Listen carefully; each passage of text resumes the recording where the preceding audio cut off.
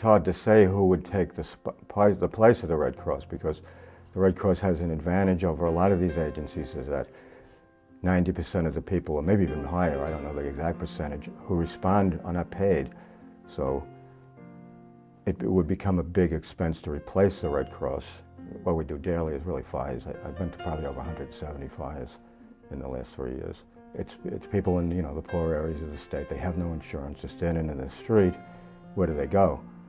So if the fire is big enough, we open a shelter. If it's under 20-something people, we put them in hotel rooms. We also provide other things like food money, and clothing if all their clothes were burnt. But that's the main thing we have to do, is get them off the street, and at least give them a few days to get on their own feet. Because in the final assessment, it is up to the person who has the problem that they got to pick themselves up. But we just give them a place to get their head back on. The Red Cross reacts differently at a major disaster than it does, at a fire disaster. Fire disaster is when truck goes out. Sometimes if it's a really big one, maybe more than one.